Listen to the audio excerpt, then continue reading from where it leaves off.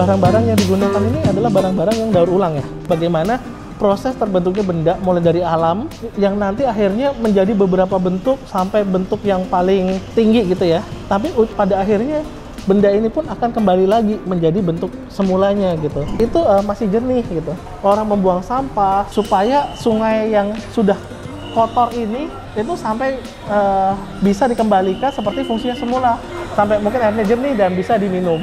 Gimana mereka itu bisa membuat benda yang keras seolah-olah itu lentur atau lembut seperti itu. Segala hal yang berkaitan dengan krisis iklim dan isu lingkungan masih seringkali dianggap berat bagi masyarakat. Kali ini aku akan mengunjungi satu tempat yang keren banget di tengah kota Jakarta, dan di tempat ini banyak beragam karya seni yang bertemakan lingkungan. Jadi di tempat ini kita bisa sambil refreshing, sambil foto-foto, dan juga kita bisa mendapatkan edukasi tentang lingkungan di sekitar kita dan juga permasalahannya. Di mana aku sekarang? Sekarang aku berada di Distrik Seni Sarinah. Ikutin aku hari ini terus ya.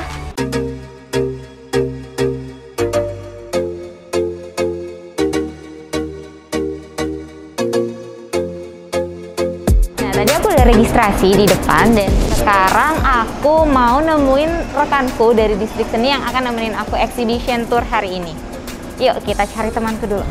Halo, Fai. Oke, nah sekarang sudah sama aku, di sebelah aku ada Mas Rifai. Mungkin boleh perkenalan dulu Mas Rifai. Halo, saya Rifai, Com-Manager dari Distrik Seni Sarinah. Mas, aku baru pertama kali nih ke sini dan sebenarnya udah sempat muter-muter, tapi sekilas dan juga ngeliat di sosial media, itu tuh keren-keren banget.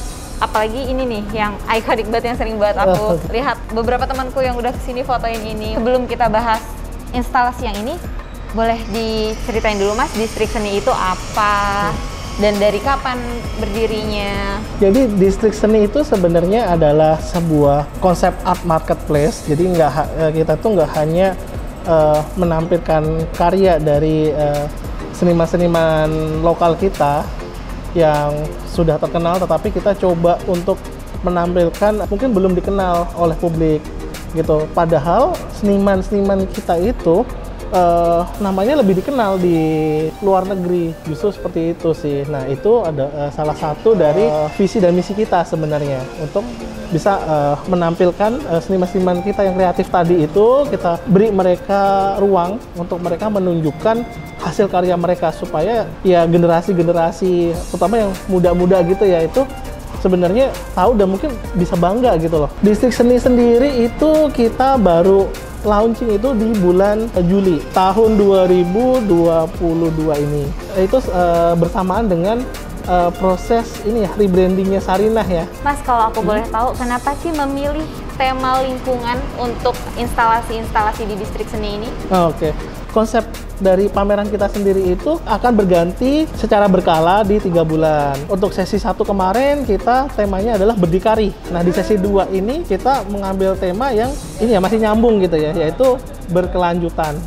Atau sustainable itu kan sebenarnya sesuatu itu tidak hanya digunakan sekali gitu ya, tapi bisa terus menerus. Ini sangat relate sih dengan kesenian sebenarnya gitu, karena barang-barang atau benda-benda seni itu yang bisa diproduksi sebenarnya dari barang-barang yang mungkin kita daur ulang seperti itu. Oke, mungkin kalau yang di depan kita saat ini boleh diceritain Mas.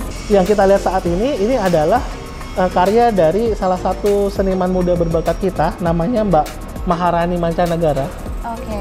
Nah, karya ini sebenarnya menceritakan tentang siklus hidup sebuah benda. Nah, judul dari karya ini itu Sasana Gelung. Jadi kalau kita lihat, ini kita lihat di kanan kiri itu banyak raw material ya. Lalu di atas sirkuit ini itu ada barang-barang jadi. Nah, ini menceritakan sih bagaimana proses terbentuknya benda mulai dari alam yang nanti akhirnya menjadi beberapa bentuk sampai bentuk yang paling tinggi gitu ya.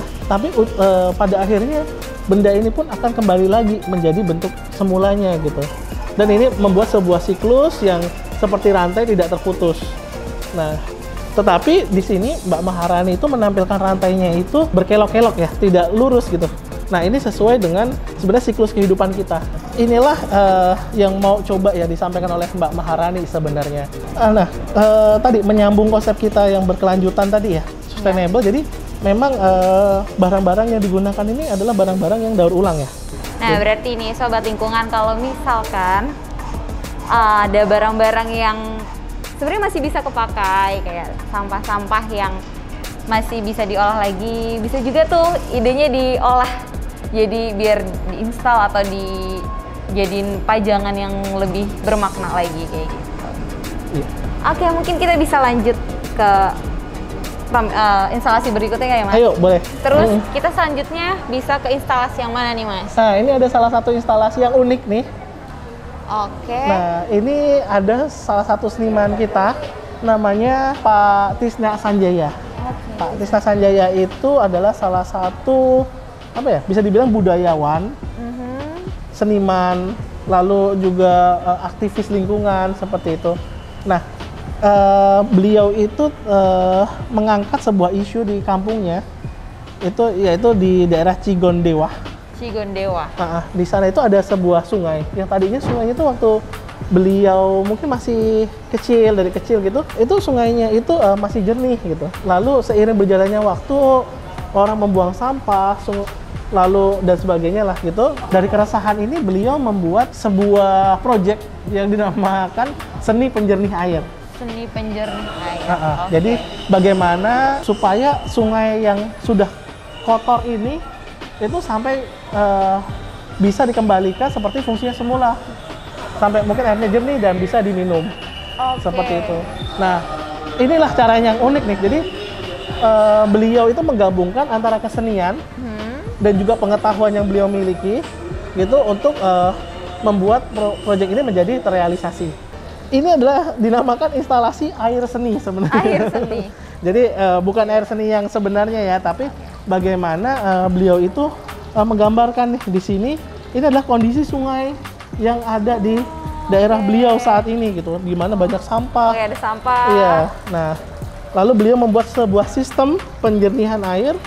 Nah, di mana airnya ini sebenarnya yang keluar dari mesin ini sebenarnya adalah air yang sudah benar-benar bersih gitu. Oke. Seperti ini itu. berarti dari sini ke atas lagi dia di sini ada filter, gitu. Ada filterisasinya. Nah, sebenarnya banyak orang yang sudah membuat filterisasi air seperti ini.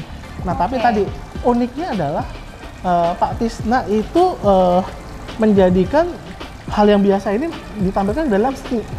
Jadi orang lebih tertarik dan lebih awareness-nya tuh lebih apa ya? Lebih tinggi gitu ya. Nah, lalu ada juga yang unik nih. Jadi air ini itu diibaratkan sebagai barang seni. Oke. Jadi kalau kita lihat di sini tuh kita bisa lihat di sini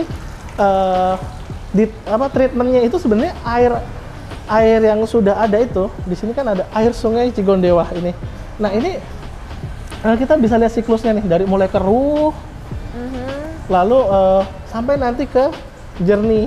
Nah, inilah yang disebut oleh Pak Tisna sebagai seni air gitu. Seni air.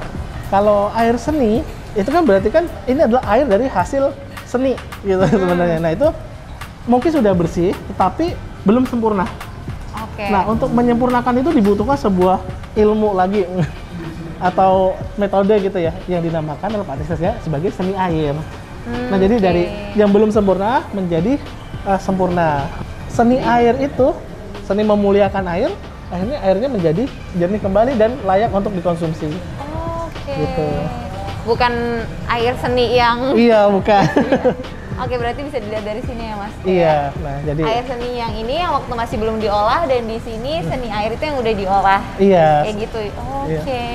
Nah, ini dari mata air yang sama ya, tadi Sungai Cigondewa tadi. Sebenarnya gini, kadang kan kita itu kita peduli tentang lingkungan gitu. Kita mau membuat sesuatu untuk membuat lingkungan kita lebih baik. Tapi terkadang kan kita bingung nih, caranya gimana ya? Nah, tetapi dari Pak Tisna ini kita belajar. Kalau sebenarnya kita itu bisa menggabungkan antara seni misalnya dan juga mungkin idealisme kita ya. Kita peduli terhadap lingkungan gitu. Nah, jadi gimana kita memanfaatkan atau menarik perhatian orang melalui seni akhirnya orang akan aware dan juga akhirnya ya support gitu untuk proyek kita. Akhirnya ya jadilah seperti ini kan. Boleh kita mungkin lanjut ke Boleh? instalasi berikutnya. Oke. Nah, sebenarnya ini salah satu kehebatan artis kita ya.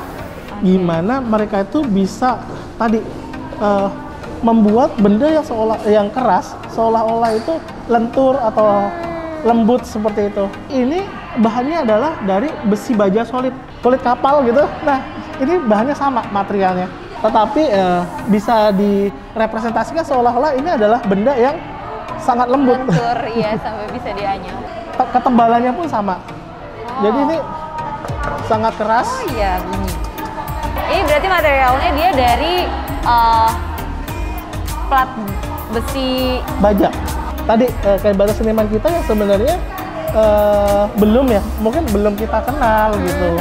Tetapi sebenarnya beliau ini sudah apa ya? Sudah diakuin di luar. Di sini juga ada terpampang deskripsinya ya untuk teman-teman kalau misalkan yang datang ke sini bisa baca Bener. langsung. Jadi setiap karya itu selalu ada cerita di baliknya dan juga latar belakang dari sang seniman itu sendiri.